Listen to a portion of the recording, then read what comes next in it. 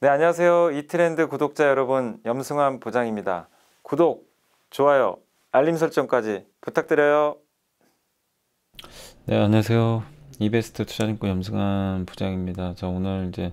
오늘이 이제 며칠이 될지는 제가 모르겠는데, 지금 저는 사실 이제 제가 이거 찍는 시간은 2021년 2월 10일, 이제 연휴 앞둔 전날, 이제 오후에 좀 제가 찍고 있어요. 그래서 이게 선물이라고 하긴 좀 그렇고, 예전에 이제 그 했던 것처럼 종목 한번 다시 한번 정리해 봤어요. 그래서 정리한다는 기분으로 여러분들이 생각해 주시면 좋을 것 같아요. 예. 이렇게 하고, 그래서 오늘 해드릴 거는 장은 당분간은 한두 달 정도 옆으로 왔다 갔다 할 것 같아요. 그거 염두에 두시고, 정말 재미없죠. 요새 삼성전자도 안 가고. 그렇지만 좀 재미없더라도 여러분들이 좋은 기업들 좀 약간 조정 받을 때 부담 없이 접근하시면 되겠고, 시간은 좀 걸린다는 것만 염두에 두시고요. 자, 그리고 오늘 해드릴 내용은 일단 제가 포트폴리오 전략 좀 말씀을 드릴 거고, 그리고 그 전에 앞서 좀 중요한 좀 강의는 하나 해드릴게요. 요거는 무조건 아셔야 됩니다. 자, 여기 요거는 제가 한 말입니다. 거창한 건 아니고, 예, 그 토끼처럼 성장하는 기업을 거북이처럼 느리게 투자하세요. 그러니까 우리는 토끼는 빠르잖아요. 근데 거북이는 느리고, 근데 투자를 할 때는 투자는 되게 느리게 해야 돼요. 정말 답답할 정도로 엉덩이 깔고 무겁게 잘 움직이면 안 됩니다. 한번 사셨으면. 단 기업은 빨리 성장하는 기업이 좋겠죠. 예.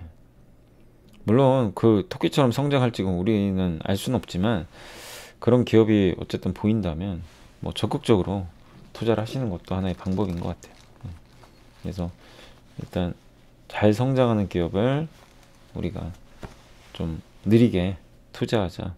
너무 급하신 것 같아요. 특히 주린이 분들 같은 경우 너무 주식 투자를 이렇게, 최근에 이제 시장이 좋을 때 들어오신 분들은 너무 쉽죠. 예. 근데 이제 요즘에 갑자기 장이 바뀌니까 안 가잖아요. 그럼 답답해 하거든요. 근데 그게 정상이에요. 시장은 항상 느리게 가요. 절대 급하게 안 갑니다. 우리도 거기에 맞추면 돼요. 그래서 항상 느리고 천천히, 우리 평생 투자할 거잖아요. 예. 너무 달리면 안 좋아요. 몸에 무리가 갑니다. 그래서 항상 천천히 거북이처럼 느리게 투자를 하셨으면 좋겠습니다. 그런 취지로 좀 말씀을 드린 거예요. 그리고 요거는 뭐냐면 이제 멀티플레이징, 이거 많이들 제가 설명을 해드렸던 것 같아요. 이 내용이 되게 중요한데, 어쨌든 책에도 나와 있지만 아무튼 이 개념을 좀 더 확장해서 제가 말씀해 드릴게요. 뭐냐면 LG화학의 주당 순이익과 이게 주가인데, 예, 제가 사실 이제 다른 강의에서도 공개되지 않은 강의입니다. 거기서는 한번 좀 설명드리긴 했지만, 아무튼 요거는 제가 여러분들한테 꼭 개념을 아셔야 될 것 같아가지고, LG화학의 요게 EPS가 뭐냐면, 예, 그 지금 보시면 40만원, 그러니까 주당 순이익이 24,000원, 그 다음에 2020년에는 17,000원. 이익이 줄었죠. 근데 주가는 2배가 올랐어요. 왜 그러죠? PER이 16배, 55배. 이익은 줄었는데 퍼가 올라가면서 주가 급등한 거예요. 근데 삼성전자 밑에도 보세요. 삼성전자 2017년도 주당 순위, 한 주당 이익입니다. 5,400원. 2020년에는 4,000원. 어떻게 된 거죠? 주가는 51만원짜리가 82만원까지 갔어요. PER은 9배가 20배로 늘어났고. 그러면 이익이 줄었다는 거는 PER이 올라갔다는 건데, 이게 어떻게 된 거냐 이거죠. 그 이유는 요겁니다. 그러니까 이거는 제 이제 책에도 나와 있던 건데, 주가는 EPS 곱하기 PER이에요. EPS가 뭐죠? 주당 순위, 한 주당 이익이에요. 그러니까 주식수로 나눈 거죠, 이익을. 그 다음 PER은 주가 수익, 많이들 들어보셨죠? 시가총액이 1,000억인 기업이 1년에 100억을 번다. 시총 나누기, 예, 이익을 하면 되는 거죠. 그러니까 종을 이익으로 나눈 거. 이게 PER이에요. 그러니까 이익이 100억인데, 그죠? 시총이 1,000억이면 10이죠, 10. 이익이 200억이면 5. 그죠? 이런 식으로 이제 계산을 하는 거예요. 퍼는 높을수록 고평가입니다. 그럼 주가 올라가려면 이 공식은 외워놓으세요. EPS 곱하기 PER이에요. 이익이 올라가든가 PER이 올라가든가. 이거 멀티플이라 그래요. 이거 당연하죠. 이익이 증가하는 건 당연한 거고, 아니면 PER은 거면 어떻게 해서 올라가나요? PER은 멀티플이라 그래요. 그러니까 우리가 어떤 기업은 PER을 5배를 주고요, 어떤 기업은 막 50배 주죠. 그러니까 여기에 대한 기준은 뭐냐? 결론적으로 왜 어떤 건 그렇게 많이 주고 왜 어떤 건 이렇게 조금밖에 안 주느냐, 여기에 대해서 많은 분들이 얘기를 할 수가 있을 것 같아요. 왜 나는 5배밖에 못 받아? 은행주들이 그래요. 은행주들이 은행 돈 많이 벌죠. 근데 PER 10배도 안 되고 너무 싸요. 왜 그러죠? 할인을 받는 거죠. 시장에서 인정을 안 해요. 너네가 버는 돈 유지는 되는데 뭐 얼마나 이렇게 성장하나? 성장 안 하죠. 정부에서는 이익 공유제다, 배당금 줄여라 이러니 투자할 유인도 안 생기고, 돈은 엄청나게 잘 버는데 이건 좋아요. PER이 점점 떨어져요. 그러니까 주가가 안 가는 거예요. 근데 아까 전기차 2차전지 LG화 이익은 좀 감소했지만 투자하느라고 퍼가 50배까지 갔습니다. 10배의 회사가 퍼가 50배 했어요. 왜 50배를 주죠? 전기차 시장 엄청나게 성장하니까. 야, 넌 50배 줄게. 그래도 돼. 여기서 끝이 아니잖아. 몇 년 더 갈 거잖아. 막 이러니까 막 50배 주는 거예요. 2차전지 배터리. 삼성전자도 20배 줍니다. TSMC 막 쫓아가잖아요. 야, 옛날에 D램은 사이클이 왔다 갔다 적자, 흑자, 적자, 흑자 반복되는데, 이 TSMC가 하는 비메모리 있죠. 파운드리. 수주받아서 하는 거. 이거는 수요가 꾸준한 데다가 공급은 많이 없어요. 요렇게 가요. 그럼 여러분은 어디에 투자하시겠어요? 요게 좋아요? 요게 좋아요? 당연히 요게 좋죠. 안정적이니까. 그래서 얘는 PER을 26배나 줍니다. 삼성전자가 그래서 지금 20배 주는 거예요. 옛날에 10배가 안 됐어요. 이렇게 사이클이 있는 거는 PER 10배를 안 줍니다. 그럼 여기서 우리가 함의하는 건 뭐냐면, 결국엔 이 기업이 속한 전방산업이 앞으로 얼마나 커지느냐, 거기서 이 기업이 경쟁력을 갖고 있느냐, 이거에 따라서 PER이 고무줄처럼 늘어나요. 줄기도 하고. 이 개념을 아셔야 됩니다. 그게 가장 저는 핵심인 것 같아요. 자, 그리고 다음으로 이게 이제 LG화학이죠. LG화학 주가가 왜 이렇게 갔겠어요? 뭔 일이 발생했다고? 전기차 한때 1위였죠. 주가 4배 올랐습니다. 100만원까지 갔었죠. 자, 그 다음에 삼성전자. 옛날에 D램 슈퍼사이클이 있었어요. 이땐 D램만 좋았죠. 결국 못 가고 2년 동안 다시 파운드리 재평가. 아까 말씀드린 TSMC 수주 받아서 만드는 거죠. 사상 이익은 이때보다 적은데 지금 주가는 더 높아요. 이 잣대가 바뀌어버린 거죠, 한마디로. 근데 요거는 이제 좀 반대되는 개념입니다. 제가 이거 현대홈쇼핑이 절대 나쁘다가 아니에요. 예를 든 거예요. 홈쇼핑이란. 예전에 이제 박종대 연구원님도 뭐 홈쇼핑 회사들에서 한번 언급해 주신 적이 있는데, 왜 이게 멀티플이 중요하냐. 앞서 삼성전자가 속한 산업 파운드리, 그죠? 이해되시죠? 그 다음에 2차전지 누가 봐도 성장하잖아요. 자, 그럼 홈쇼핑 업종을 한번 보자고요. 정말 좋은 회사예요. 돈 잘 벌어요. 여기 보시면 1000억, 16년, 17년, 18년에 좀 일부 줄지만 19년에 1200억. 크게 까먹지 않고요. 작년에 무려 1500억. 자, 한번 볼게요. PER 주가는 11만 5천원에서 3년간 정체 떨어집니다.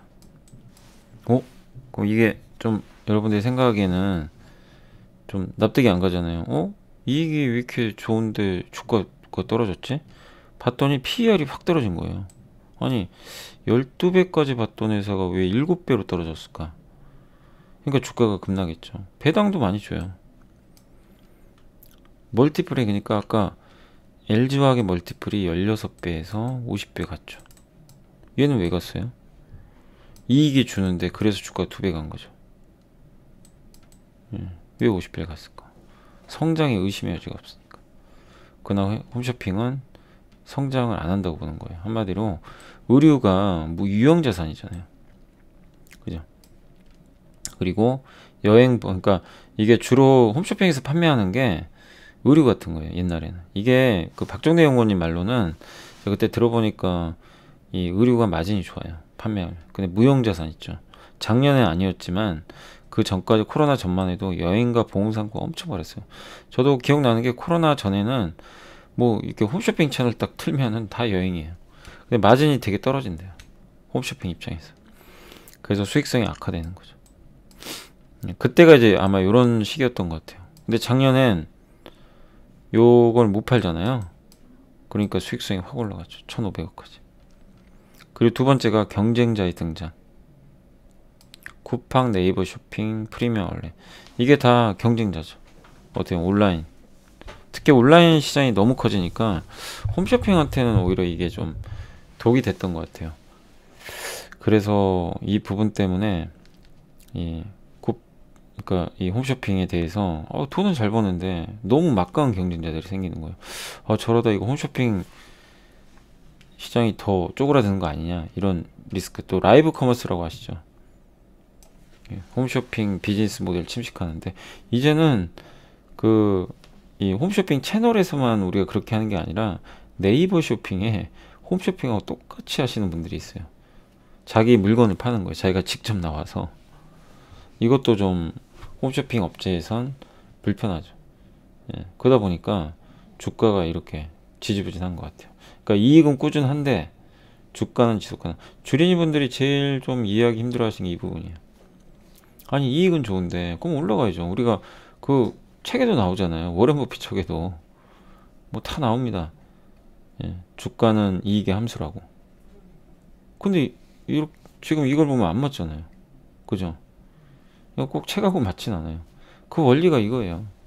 이익은 늘어나도 주가가 하락하는 이유는 시장에서 홈쇼핑 사업을 이제 성장하지 않는 산업으로 봐버리니까 PER 12배, 13배 주던 걸 5, 6배, 7배로 후려쳐버린 거예요. 안 가는 겁니다. 그래서 지금 더는 안 빠져요. 뭐 싼 건 맞잖아요. 근데 성장을 못하니까. 그래서 여러분들이 좀 이런 거를 명확하게 이해를 하시면 좀 더 잘 보일 거예요. 종목이나 시장이. 그래서 종목도 중요한데 이 기업이 속한 산업이 정말 중요해요. 이 멀티플의 개념에서. 정말 중요합니다. 그러니까 이 부분에 대해서 여러분들이 좀 다시 한번 이해를 해 주셨으면 하는 바람이에요. 왜 삼성전자 저렇게 비싸게 거래되고, 반면에 이렇게 돈을 잘 버는데. 통신회사도 마찬가지. KT가 돈 잘 벌잖아요. 왜 주가 그렇게 안 갈까요? 통신만 해가지고는 사람들이 인정을 안 해요. 매년 똑같은 실적을 유지만 하니까. 시장이 원하는 건 드라마틱한 뭔가 이벤트, 기업 이익 성장, 이런 걸 좋아하는데 그게 없는 기업은 그냥 매년 똑같으니까 주가도 잘 안 가고 PER은 점점 낮아지고, 그렇게 되는 거고. 뭔가 좀 섹시하다고 해야 될까요? 뭔가 남들의 이목을 끄는 그런 사업을 한다거나, 그런 기업들은 높은 PER을 딱 부여를 해버려요. 그래서 이 주가 리레이팅, 재평가와 디레이팅은 여러분들이 가지고 있는 종목마다 다 다르겠지만 어디나 다 적용됩니다. 그래서 이거를 꼭 염두에 두시고, 내가 가지고 있는 종목이 어떤 산업에 속해 있고 그걸 냉정히 고민해 보세요. 이 산업이 성장할 것 같은지 아니면 그냥 유지만 할 것 같은지. 여기에 대한 명확한 분석이 있어야 됩니다. 그래야 우리가 뭐 장기 투자를 하더라도 할 수 있는 유인이 생기는 거죠. 아무거나 장기 투자하면 안 돼요. 그래서 전략은 아까처럼 이제 PER이 올라가는 산업 있죠. 막 주가 재평가되면서 뭐 2차전지처럼 그런 기업들은 끝이 어딘지 솔직히 누구도 몰라요. 가져가 보는 겁니다. 너무 짧게 하면 안 돼요. 예. 근데 디레이팅은 어떻게 하면 되냐면 많이 빠졌을 때, 더 이상 하단이 이제 내려갈 게 없을 때, 그럴 때 적절히 사서 그때 사도요 수익 안 납니다. 몇 달을 안 가기도 해요. 예, 그게 단점인데 어쨌든 그런 기업들은 최대한 쌀 때 사놓고 어느 시점에서 주가가 다시 한번 올라가는 흐름이 나오거든요. 그럴 때 20-30% 먹고 나오는 겁니다. 영원히 보유하는 건 안 돼요. 그런 섹터들은. 예, 그래서 홈쇼핑 절대 홈쇼핑 안 좋다는 거 아닙니다. 현대홈쇼핑 너무 좋은 기업이에요. 예, 꾸준하게 이익도 내고. 다만 이런 산업의 변화 때문에 높은 PER을 이제 부여받기는 어려워졌다. 이렇게 생각을 해주시면 좋을 것 같습니다. 이것만이 아니고 은행도 마찬가지죠. 은행도 높은 PBR을 받을 수가 없고. 예. 그래서 돈도 돈이지만 이 기업의 성장성을 얼마나 시장이 인정해 주느냐. 현대차도 그러잖아요. 10배 이하 있던 기업의 PER이, 현대차가 그 회사가 뭐 15배까지 간 적도 있잖아요. 네. 왜 이렇게 강했을까요? 우주에 대한 기대감이죠. 이게 붙어버린 거예요. 물론 이제 협상은 안 됐지만 그 기대감이 딱 이렇게 붙어버리니까 네. 이렇게 가는 거죠. 아, 애플카. 네. 애플카에 대한 이제 기대감이 딱 붙어버리니까 현대차가 주가가 뭐 그냥 무지막지하게 달려갔죠. 그러다 깨지면서 이 주가 다시 부러졌죠. 자, 그래서 이 자동차도 한때는 가치주였고 재미없는 업종이었지만 시장이 그걸 바꿔버렸어요. 그래서 현대차로 이제 성장주가 된 거죠. 그러면서 주가가 재평가되는 거죠. 그러니까 이렇게 좀 부진했던 기업들 중에서 뭔가 주가가 재평가되는 것도 되게 반가운 일이에요. 그런 기업들이 의외로 수익을 또 많이 주기도 합니다. 자, 요거는 이제 이제 유망 포트폴리오인데 어쨌든 이제 여기 오늘 사실은 오늘 한 분이 찾아오셨더라고요. 이 연세가 좀 있으신 분인데 이렇게 포트를 구성하셨어요. 이렇게 딱딱 분할하셔가지고 종목이 엄청나게 많으세요. 근데 종목 많은 거는 좀 아쉬운데 너무 제가 칭찬해 드렸어요. 잘하셨다고. 예. 그러니까 이거를 딱딱 어떤 이제 그 스타일에 맞게 잘 하셨더라고요. 이 포트폴리오를 파운드리 좀 사고, 디램 좀 사고, 신재생 에너지 사고, 전장. 근데 문제는 뭐냐면 종목을 다 사요. 모든 종목을 다 사시더라고요. 근데 그러실 필요까지는 없고 이 중에 대표 기업 한두 개만 사시면 돼요. 그래서 제가 이제 요거 표시한 건 좀 대표 기업들만 좀 표시를 해 놓은 거고, 아무튼 요런 기업들 위주로만 하시면 됩니다. 이렇게 종목들은. 예. 근데 아무튼 그분이 이런 식으로 뭐 여기 보면 되게 분야가 많잖아요. 이런 것들을 그냥 골고루 담으셨어요. 근데 수익률이 되게 좋아요. 한 종목의 비중도 얼마 안 되고 근데도 수익률이 좋아요. 티끌모아 태산이라고. 작은 게 모여서 커지는데 분산 투자의 그 진수를 보여주신 분이 너무 저는 그게 고맙고, 아, 이렇게 하셨는데 진짜 돈 버는구나 그걸 느꼈어요. 제가 이제 말로만 그렇게는 좀 말씀드렸는데 실제로는 또 이 방송을 보시는 분들 중에도 그렇게 하시는 분들이 있는데, 근데 그걸 통해서도 돈을 버니까 너무 좀 기분이 좋더라고요. 예. 그러니까 여러분들 뭐 진짜 무조건 뭐 몇 개 종목에 몰빵할 필요는 없어요. 이렇게 골고루 투자해도 수익 낼 수 있습니다. 예. 절대 걱정하지 마세요. 예. 그래서 항상 분산 투자하실 걸 당부드리고, 자, 첫 번째로 이제 올해 유망 포트폴리오 메가 트렌드는 뭐냐면 구조적으로 성장하는 거 있죠. 파운드리, D램, 3D 낸드, 뭐 파운드리 아시죠? EUV 공정, 대표적으로 삼성전자.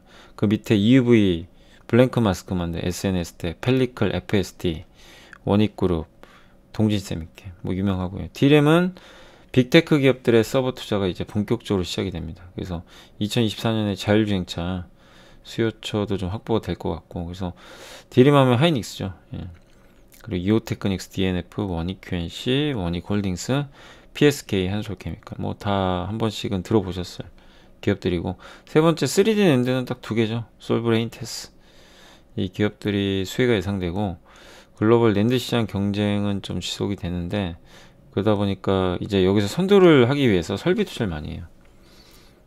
그래서 설비 투자하고 낸드를 많이 쌓아요. 이렇게 적층수라고 하는데, 그러면서 그게 늘어나다 보니까 솔브레인이나 테스 같은 이제 3D 낸드 관련 기업들이 돈을 벌 수밖에 없는 것 같아요. 그리고 오사트가 뭐냐면 후공정. 그 반도체를 다 만들고 나서 마지막에 조립하고 테스트하거든요. 그거는 후공정으로 다 맡겨요. 삼성전자가 다 하지 않아요. 하이닉스도 마찬가지.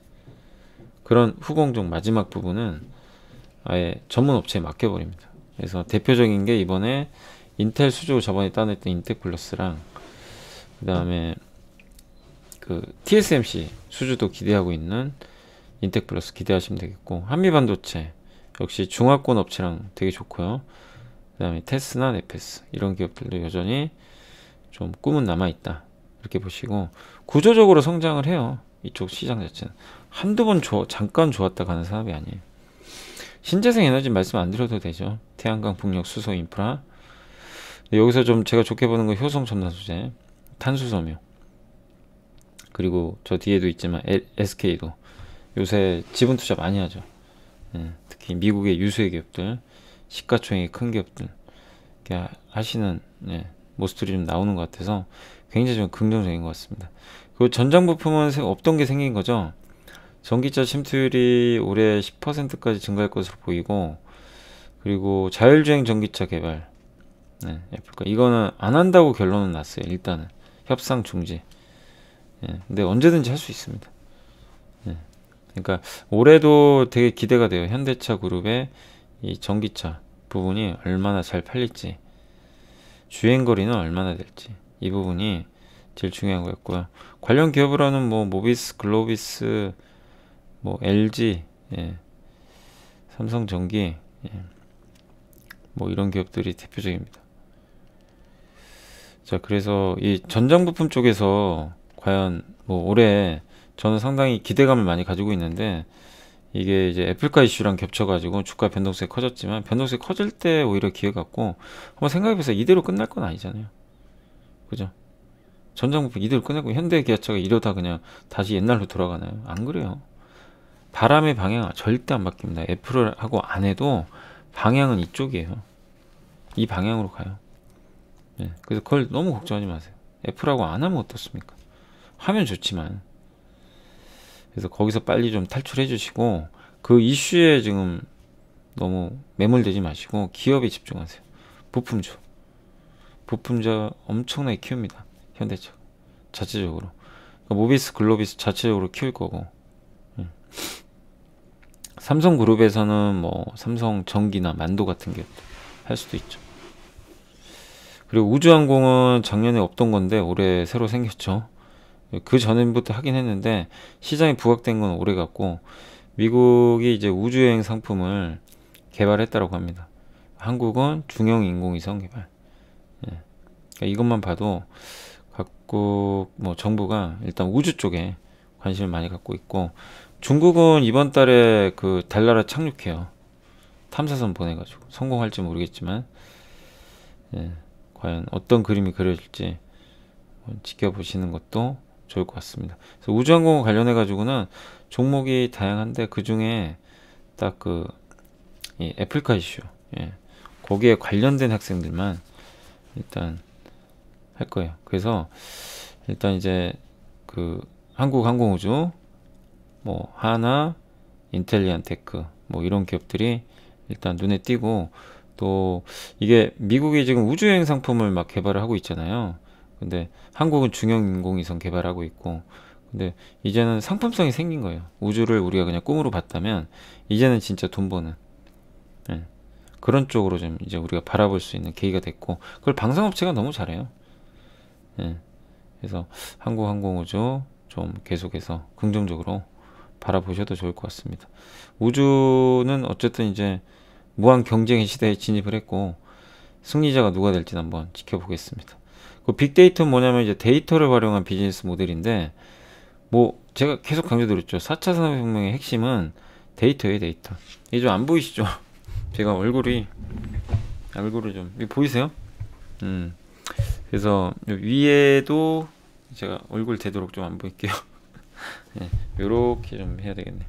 자, 그래서 위에 전기차 부품 잘 안 보이죠? 읽어드리면 현대모비스, 글로비스, LG, LG전자, 한국단자, 만도, 삼성전기, MC넥스, 세코닉스.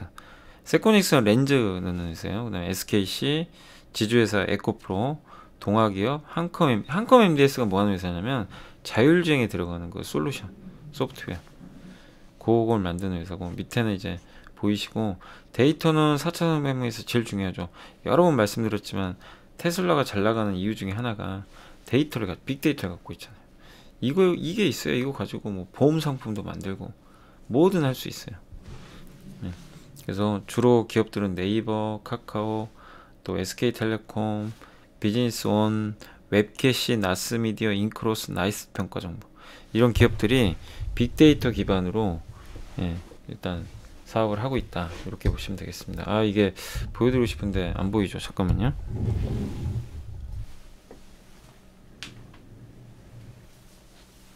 아, 이게 제가 코미디를 찍고 앉았네. 아, 죄송합니다. 그냥 읽어드릴게요. 밑에는 안 보이죠? 적으세요. 자, 네이버, 카카오 아시죠? SK텔레콤 빅데이터 갖고 있습니다. 비즈니스원, 네, 그 전자세금 계산서, 그걸 통해서 거래처 매출채권, 이런 내역서라든가 거래처가 위험하다 아니다, 이런 빅데이터들을 기업들한테 제공을 해요. 350만 개 회원사를 보유하고 있어요. 웹캐시는 B2B, 한마디로 뭐냐면 은행의 모든 그 어떻게 보면 이제 망을 통해 가지고 회사가 뭐 직원들한테 월급 줄 때 일일이 그 은행들이 다 다르잖아요. 그러면 번거롭게 은행에 가야 되는데 그게 아니고 요 솔루션 이용하면 그냥 여기서 한 번에 싸줘요, 은행한테. 예, 그런 이제 금융 솔루션 회사고, 나스미디어 아시죠? 인크로스, 나스미디어는 KT, 인크로스는 SK텔레콤. 예, 요 기업들은 광고 대행사인데 뭐를 하죠? 빅데이터. 각 통신사의 빅데이터를 딱 받아다가 광고를 만들어줘요. 그래가지고 문자로 광고 써주고. 나스미디어는 이제 올해부터 시작할 것 같고, 인크로스는 작년부터 했죠. 성과가 나고 있고, 나이스 평가 정보는 여러분의 모든 그걸 가지고 있어요. 그 신용평가, 국내 1등이죠. 그걸 가지고 뭐 하죠? 주죠.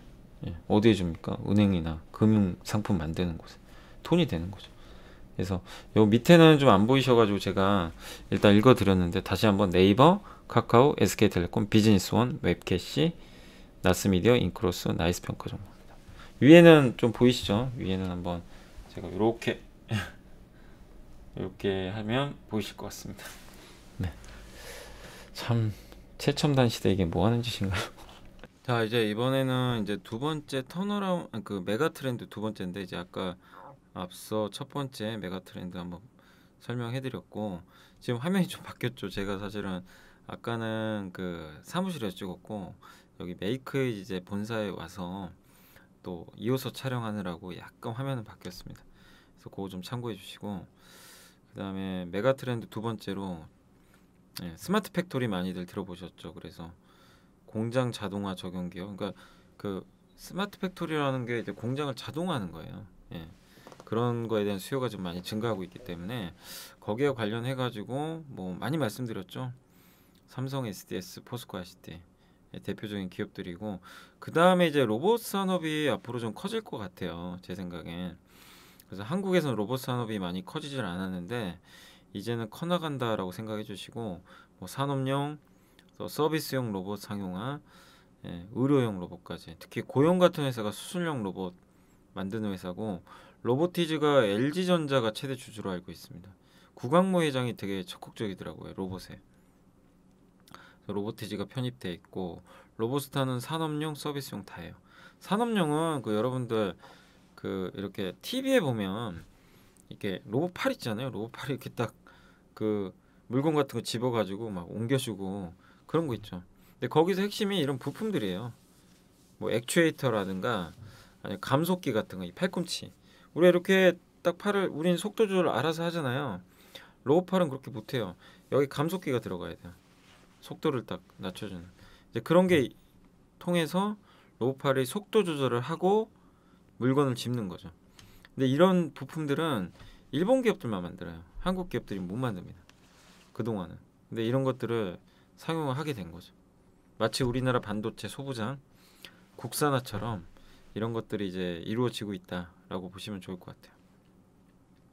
그래서 로봇 관련해 가지고 로보티즈, 로보스타 이런 기업들도 한번 좀 관심 있게 앞으로 지켜보시면 좋겠고, 그다음 클라우드. 요건 제가 잘못 썼습니다. 글로벌 랜드 시장은 아니고 이제 클라우드 환경이라는 건 그거죠. 이제 여러분이 여기서 저도 마찬가지예요. 여기서 일을 하다가 저희 회사 본사 가서 또 일을 할 때 똑같이 할 수 있는 거죠. 클라우드에 딱 서버에 저장을 해놓으면. 네, 그런 시대고, 그거와 관련돼 가지고 중소기업 대상으로 그런 서비스를 해주는 게 더 좋은 비전입니다. 그래서 대기업들은 삼성 SDS나 포스코 그룹 같은 포스코 ICT가 다 해줘요. 저거를 클라우드 서비스를 다 제공합니다. 근데 중소기업은 그걸 하려면 비용이 들어가요. 더 좋은 비전이 그런 것들을 해주는 거죠. KINX는 데이터 센터 있죠. 서비스 그 서버 같은 거 이거를 대신 해주는 업체예요. 임대해주는 업체입니다. 코로케이션이라고도 하는데 그런 걸 해줍니다. 중소기업 역시 서버 투자하기 어렵거든요. 비용이 많이 드니까. 그리고 롯데정보통신은 데이터 센터를 운영을 해요. 이번에 대한민국에서 꽤 규모가 큰 데이터 센터를 운영을 할 것 같은데 거기에 또 관련된 기업이다. 롯데정보통신은 이렇게 봐주시면 되겠고, 그 다음에 친환경 소재 다들 아시죠? 썩는 플라스틱 워낙 좀 많이 말씀드렸으니까 보시면 되겠고, 바이오 플라스틱 우리나라에서는 제일제당 1등이에요. 그리고 세계 1등은 제가 또 이름 기억 안 나네. 미국 기업 시가총액 5조 PER 60배 제일제당 3위, 2위가 일본의 가네카인가요? 그럴 거예요. 그리고 제일제당이 세계 3위, PER 9배인가 그렇고 시총 6조밖에 안 돼요. 제일제당은 이것만 하는 게 아니잖아요. 그러니까 상대적으로 제일제당 요즘에 실적 때문에 좀 빠졌지만 뭐 여전히 좀 매력적인 성장을 갖고 있는 회사인 것 같아요. 바이오 플라스틱에서 뭔가 좋은 흐름 이어가길 기대하고, CMO는 뭐 신약하고 백신 대신 만들어주는 생산업체죠. 약간 반도체 파운드리처럼. 대표 기업 삼성바이오 세계 1등, SK는 SK팜테코를 통해서 투자를 잘하고 있어요.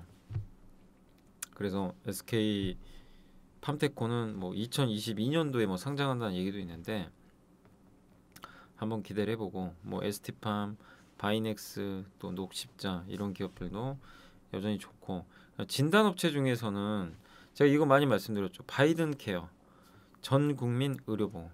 그러면 병에 안 걸리게 만들어야 돼요. 왜냐하면 병 환자가 많아지면 그 보험료가 많이 나갑니다. 재정이 굉장히 불안정해져요. 그래서 아예 진단을 해가지고 저걸 막겠다는 거죠. 여러 번 설명드렸죠. 그래서 바이오 기업들이 많은 분들이 힘들어하세요. 진짜 힘들어요. 이거 증권사에서도 되게 다들 좋게 보는데 그러니까 아무튼 최근에 바이오 기업도 이게 투자 심리가 완전히 엉망이 돼가지고, 클리노믹스도 그렇고 셀레믹스 이런 기업들 액체 생검이라 그러죠. 우리가 이 뭐죠? 조직 검사하지 않고 뭐 피 검사라든가 소변 검사를 통해서 돌연변이 뭐 바이러스라든가 이런 암 검사를 하는 거거든요.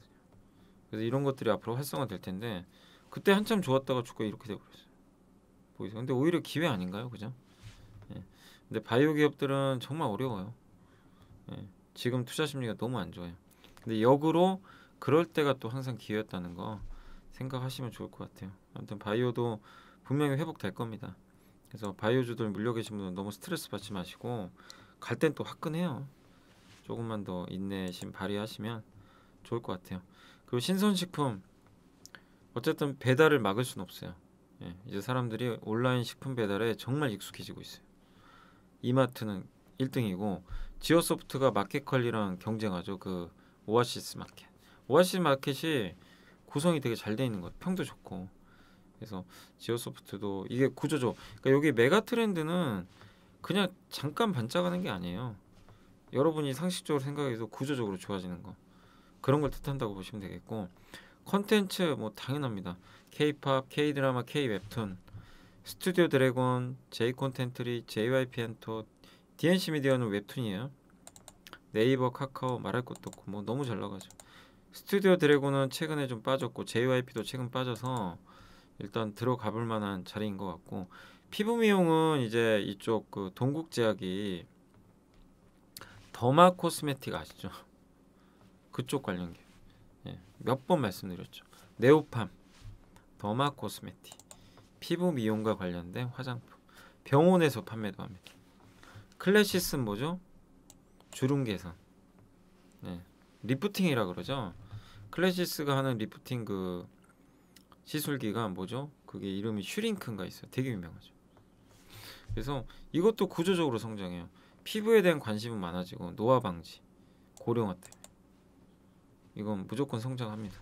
성장하는 가운데 시장이 커지고 있으니까 관심 있게 보시고, 바이오 쪽에서는 역시 뭐 신약 개발도 있지만 예전에 설명해드린 대로 마이크로바이오, 그러니까 여기 뭐 대장에 들어가 있는 그런 미생물들을 활용해가지고 기존의 면역 항암제, 다시 한번 설명드리면 1세대 항암제는 우리가 약을 먹으면 모든 정상세포를 다 파괴해요.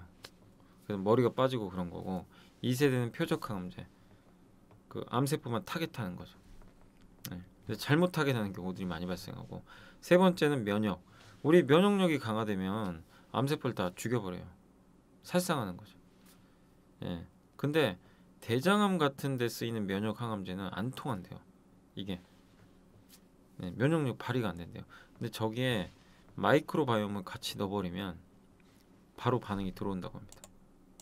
예.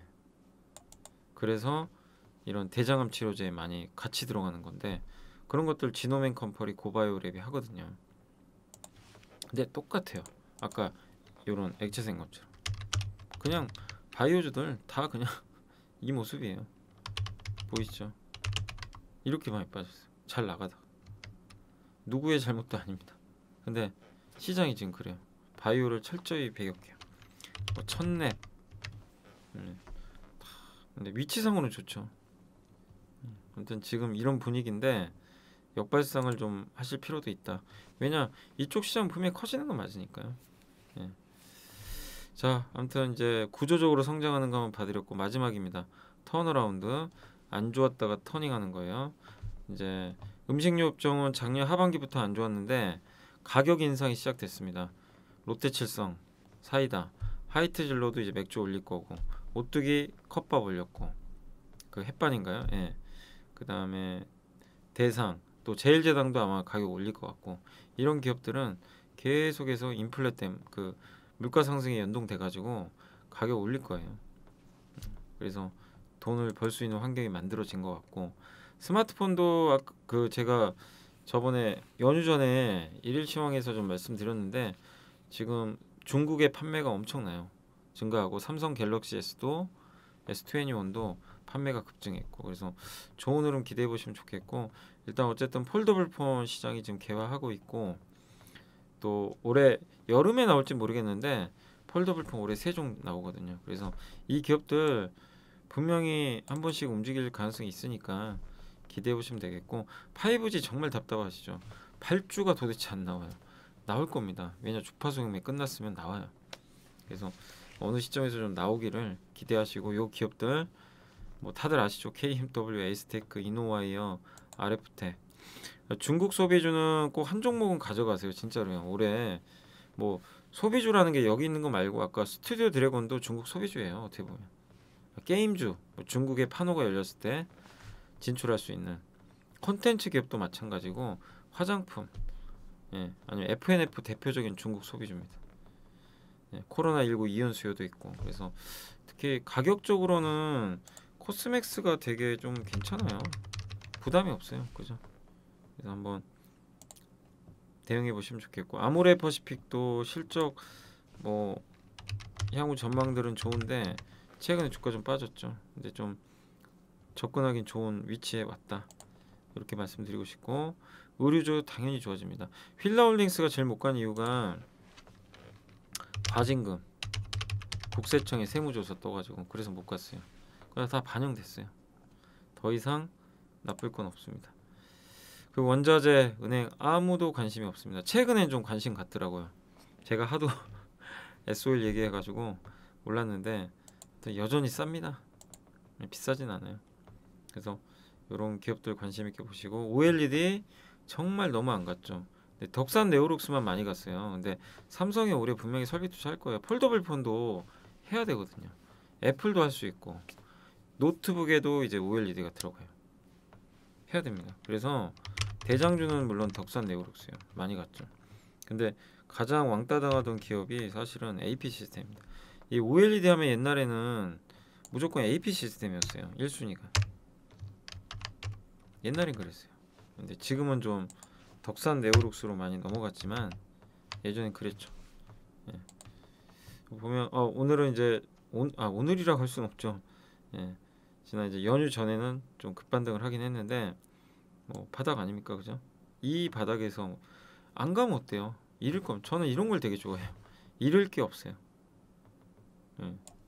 어느 시점에서 또 갈 수도 있는 거고, 또 힘스라는 기업도 있어요. 이 기업도 OLED 장비 회사인데 정말 안 가죠. 그러니까 이런 기업들에 대해선 한번 좀 우리가 역발상 측면에서 보자. 왜냐하면 삼성이 설비 투자를 할 수가 있고, 다만 안 해도 잃을 건 없는 자리입니다.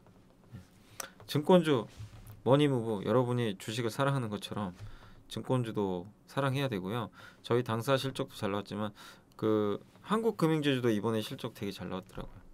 또 카카오뱅크 있으니까 저는 일단 증권주에서는 계속 한국금융지주 계속 말씀을 드리고 싶습니다. 예. 주가도 들어가기 부담 없는 것 같고요. 그다음에 건설건자재 시기의 문제지 주택 공급 무조건 늘어납니다. 공공이 하건 어쩌건 간에 늘어나요. 그래서 최근에 좀 빠지긴 했지만 재료 노출로 관심 있게 보시고, GS건설도 좋고, DLENC 제일 싼 것 같고, 대림건설, 한샘 이거 안 보이시죠? 예. 그리고 잠깐만요, 옆으로 좀 보여드릴게요. 보이시죠? 그리고 인선이 쌍용량에는 아시죠? 쌍용량에는 이제 시멘트 쪽, 인선 ENT는 건설 경기 좋아지면 무조건 좋아져요. 건설 폐기물 1등이 없으니까, 폐기물 많이 나오니까. 그래서 인선 ENT도 좀 관심을 갖고 봐주시면 좋겠습니다. 이런 데가 사실 많은 사람들이 저런 데 들어가서 되게 견디기가 힘들어요. 잘 안 움직이니까. 근데 저렇게 좀 지지부진할 때 사는 거 좋은 것 같아요. 마지막으로 중소형주, 특정 뭐 섹터가 아니라 중소형주 중에서 실적 성장이 앞으로도, 그러니까 업황이 좋은 기업들, 그리고 자체적으로 성장하는 기업들 추려봤고, 이 중에 그린 플러스 좀 생소하시죠? 스마트 농업이라고 하나요? 스마트 팜, 정부에서도 지원을 하는데 거기 관련된 회사예요. 한번 이번 연휴 기간에 전자공시 들어가서 한번 공부해 보세요. 예, 되게 재밌어요 이게. 그리고 뭐 제가 여러 번 말씀드린 여기 보이시죠? 예, 회사들 제약회사 JVM 약 포장 용기, 한도크린텍은 그거예요. 그 코웨이나 LG전자 정수기 쓰신 분들 필터 있죠? 필터 얘가 다 하잖아요. 그 DYPNF는 분체 이송, 이렇게 석유화학 공장에서 이렇게 분체들을 이송시키는 장치를 만듭니다. 예. 그리고 이게 2차 전지 공정에도 쓰여요. 양극재, 음극재 같은 거 생산할 때. 예. 그런 것들을 이제 이송해주는 하나의 시스템을 만드는 기업이고, DYPNF가 그래서 중소형주로 되게 매력이 있어요. 주가 좀 오르긴 올랐어요. 근데 그러나 여전히 싼 것 같아요. 싸고 저희 당사 조홍시 연구원이 또 추천했던 종목이죠. 이제 시작이에요. 예, 이렇게 올랐어도 제가 웬만하면 급등한 거 잘 말씀 안 드리는데 기업 가치가 워낙 좋고 주가가 싸니까, 예, 저는 여전히 좀 매력 있다 이렇게 말씀드리겠습니다. 작년에 200억 벌었고 올해 벌써 170억 정도 벌었어요. 예. 그리고 시가총액은 한 2,700억 정도 되는데, 좀 뭐 4분기 실적에 따라 좀 달라지겠지만 상당히 좋은 실적 나온다면, 예, 주가도 좀 굉장히 좋게 움직이지 않을까 싶고, ROE가 30%, 예, 굉장히 매력이 있는 것 같아요. 부채가 조금 많은 건 아쉽죠. 근데 부채도 돈을 벌다 보니까 조금씩은 줄어들고 있어요. 예. 아무튼 이 하는 업황 자체가 워낙 좋고, 특히 이 석유화학에서 끝나는 게 아니라 2차 전지로 넘어가니까 저는 그 부분이 굉장히 괜찮은 것 같아요. 그럼 마지막으로 그린 플러스 한번 볼까요? 우리 한번 여기 그린 플러스 눌러서 뭐 네이버 들어가도 상관없어요. 여기 네이버 아니 뭐 전자공시 들어가면 되죠. 그죠? 전자공시 들어가서 그린 플러스. 아니 모르면 보는 거예요. 그냥 보면 되죠. 여기 분기 보고서, 여기 분기 보고서 이런 데 나오거든요. 그래서 뭐 사업의 내용 요거 보시면 돼요. 예. 그래서 당사는 알루미늄 사업과 온실 사업. 이 온실 사업이 그거예요. 스마트팜. 알루미늄도 하고 있고, 알루미늄 압출업. 핵심은 그건 아니고 온실 사업부. 국내에선 아직 활성화되지 않은 첨단 온실. 온실이 뭔지 아시죠? 비닐하우스 같은 거. 그거를 목표로 하고 있다고 합니다. 예. 근데 이런 비닐, 이제 대표적인 게 사실 비닐하우스죠. 그래서 당사가 목표로 삼은 거래처는 연중 채소를 재배하여 학교 급식, 대형마트에 납품, 유기농이겠죠 어떻게 보면. 예, 그런 걸 한다고 합니다. 그리고 그 스마트폰 도입 배경은 굉장히 다양하다. 왜냐하면 세계 인구가 증가하는데 식량은 부족하다 이거죠. 결국에 이 식량난을 해결하기 위한 하나의 방책이다. 그리고 정부에서 이런 정책들이 있어요. 유팜, 뭐 UIT 이런 것들을 하고 있고, 정책 자금 지원도 하고 있고, 그리고 정부에서는 스마트팜 확산을 농업의 핵심 성장 동력으로 판단을 하고 있다고 합니다. 예산도 계속 증가하고 있고요. 예. 그래서 저 스마트팜 쪽에 뭐 아주 자세한 데이터가 나온 건 아니지만, 요게 뭐 제게 뭐 시설 면적이라고 하는데 향후에 정부 정책적으로 지원이 되면서 상당히 좀 긍정적인 흐름이 나올 수 있다. 이렇게 생각을 하시면 좋을 것 같습니다. 요게 뭐 비닐하우스, 이것도 대표적인 원실이죠, 원실. 예. 원예작물 수출 현황, 채소류, 채소류, 화해류는 그거 아닌가요? 꽃 쪽이죠. 예, 근데 채소를 이제 우리가 먹는 거죠. 농산물이죠, 농산물. 이쪽은 수출이 잘 되고 있습니다. 시장 조사 기관, 글로벌 온실 시장, 스마트팜 이렇게 성장하고 있어요. 저런 데이터들이 나와 있고, 그러니까 스마트팜은 뭐냐면 이 온실에다가 각종 IT 기기를 장착을 해가지고 굉장히 똑똑하게 스마트 말 그대로 이 농산물을 관리해 주는 거예요. 근데 이런 시장이 정부 지원하에서, 그리고 식량난에 대한 문제가 있잖아요. 그래서 굉장히 고성장하고 있다. 이렇게 생각을 해주시면 될 것 같습니다. 국내 시장 규모가 이렇게 커지고 있어요. 스마트팜이 이렇게 봐주시고, 뭐 시장의 경쟁사 이런 것들을 한번 나중에 읽어보시면 좋을 것 같습니다. 이게 알루미늄 압출이고 경쟁사고, 요게 이제 온실이에요. 온실 사업. 예, 경쟁사라고 합니다. 2019년도에 이게 뭐 평가 점수라고 하네요. 시공 능력.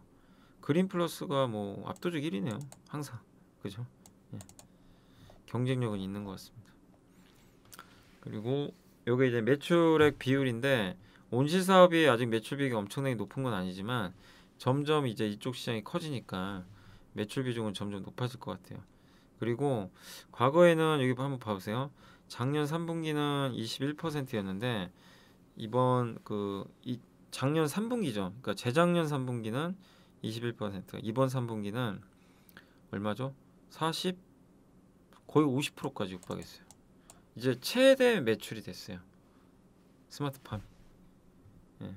여기 온실 자재, 온실 시공, 온실 자재. 예. 농업 선진국이 일본 수출 오히려 하고 있고, 온실 시공 능력 평가 10년 연속 1위. 자재 국산화. 그리고 장어도 하네요. 장어. 예.